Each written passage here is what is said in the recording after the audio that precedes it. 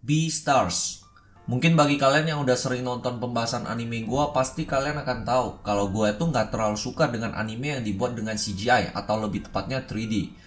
Tetapi untuk pertama kalinya gue akan membuang jauh-jauh ego gue dan memberikan kalian sedikit review mengenai anime Beastars ini.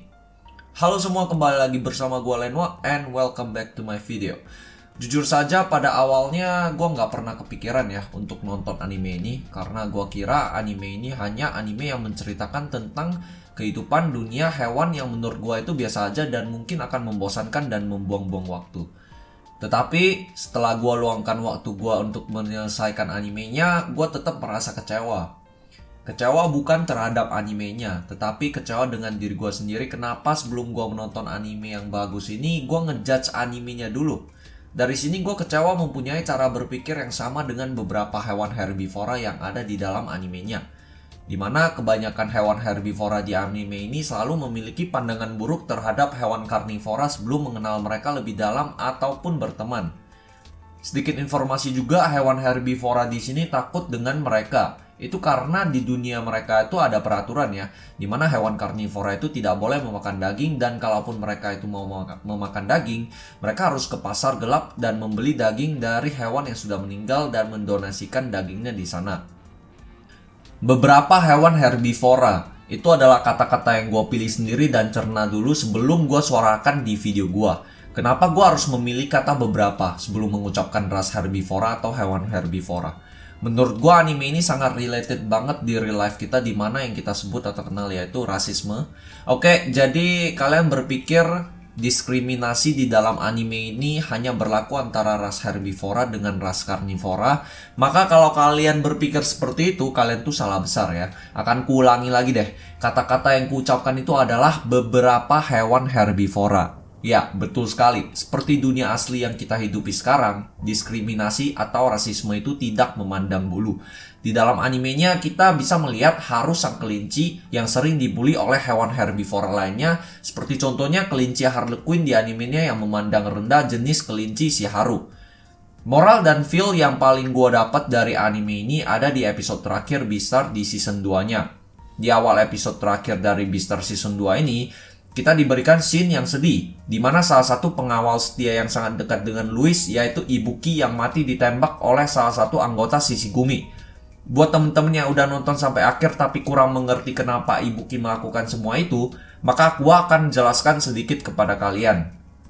Louis tidak bisa begitu saja meninggalkan grup Shishigumi setelah dia beradaptasi dengan gaya hidup para geng tersebut, apalagi mencoba untuk meninggalkan gengnya saat dia memiliki posisi tertinggi di dalam grup itu, yaitu sebagai bos mereka.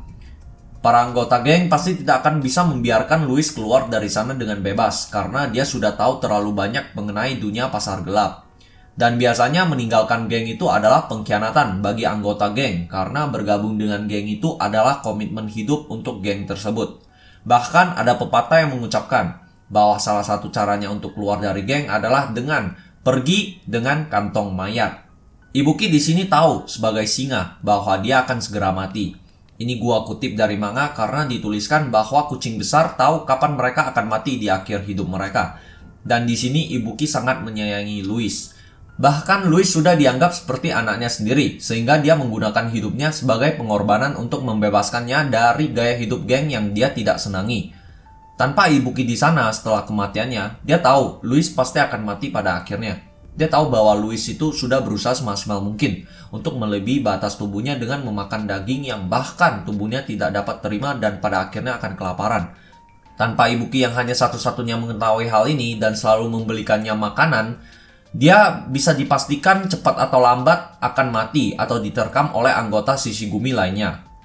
Louis adalah karakter yang lebih memilih mati terhormat daripada menunjukkan kelemahan. Di sini Ibuki tahu bagaimana rasanya terjebak dalam kehidupan kriminal yang menyedihkan setelah melarikan diri dari pasar gelap sebagai produk daging dan tidak menginginkan nasib yang sama untuk Louis. Sebagai figur ayah, dia tahu Louis berada di jalan yang salah dalam hidup yang pada akhirnya akan menyebabkan kematiannya sendiri. Ibuki pada dasarnya membuat taktik untuk menjebak dirinya sendiri yang membuatnya dibunuh oleh anggota yang bernama Free setelah dia memakan Louis. Dengan cara ini, Louis dapat menghilang dengan aman tanpa jejak, bebas untuk menjalani kehidupan yang baik, lebih bahagia yang tidak akan pernah dimiliki oleh Ibuki. Free adalah salah satunya singa yang tahu kejadian sebenarnya. Dan dia sengaja membiarkan Louis melarikan diri karena tahu bahwa Ibuki merawatnya. Dan Free memberitahu Louis bahwa dia akan membunuhnya sendiri jika dia kembali ke pasar gelap. Karena itu berarti dia pada dasarnya menyia-nyiakan kehidupan dan pengorbanan dari Ibuki. Di sini kita diajarkan bahwa terlahir dengan ras apapun, kita harus tetap menghargai orang lain. Bukan karena kita terlahir dengan ras yang superior atau terlahir dengan kelebihan yang tidak dimiliki oleh orang lain, kita boleh melakukan hal sesuka kita. Ingat guys, terlahir menjadi seorang raja bukan berarti kita boleh melakukan apapun yang kita mau seperti seorang raja, melainkan menggunakan kekuatan kita sebagai seorang raja untuk membantu dan melindungi makhluk hidup lain yang mungkin membutuhkan kita.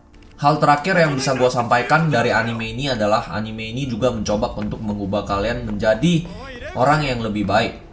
Bisa kita lihat dari contoh yaitu Legoshi, sang serigala yang tidak ingin memakan daging untuk bisa berteman dengan para hewan herbivora. Walaupun Legoshi juga tahu kalau dia tetap makan daging, dia tetap bakal punya teman. Tetapi kenapa dia ingin berubah? Ya karena dia ingin mempunyai lebih banyak teman, bukan hanya teman sesama ras ataupun jenis. Dia ingin berteman dengan siapa saja di sekolahnya tanpa ditakuti oleh orang lain, karena dia itu seorang karnivora. Walaupun dia harus membuang ego dan sifatnya yang asli sebagai seekor serigala, dia rela melakukan itu semua demi masa depan yang cerah. Oke, jadi segitu aja untuk pembahasan anime Beastars ini. Udah lama gue nggak pernah sedih ya kalau suatu anime udah berakhir ataupun harus menunggu season selanjutnya. Mungkin seperti anime-anime yang berlalu ya di 2019, 2020 seperti contohnya kita bisa contohkan seperti Tensura ya, dan Shield Hero. Itu adalah anime-anime yang bagus ya. Seperti contohnya juga Doctor Stone, itu semua anime yang bagus. Tetapi anime-anime tersebut itu tidak mampu melekat di dalam hati gue setelah beberapa bulan berlalu. Misalnya contohnya Doctor Stone yang season 2-nya itu barusan end kemarin ya. Itu Doctor Stone gue juga udah lupa kemarin ya, karena ya animenya itu keren, cuman ya tidak bisa meninggalkan jejak yang gimana ya, bisa kita recall di dalam diri kita sendiri setelah kita tidak menonton animenya itu setelah selesai gitu loh. Contoh lain yang bisa gua ambil yang sama dengan Beastars-nya adalah anime Hinamatsuri, dan kalau nggak salah yang satunya itu apa ya, yang kakek-kakek itu gue lupa guys. But ya, itu aja untuk video kali ini. Di sini gue juga bersyukur udah bisa hidup di era ini dan menonton anime yang cukup bagus seperti ini dan menyentuh hati gue. So, itu aja untuk video kali ini ya. I hope you guys enjoy this video. Kalau kalian suka, jangan lupa di like dan share ke teman-teman kalian yang suka anime. That's it, and I'll see you guys in the next video.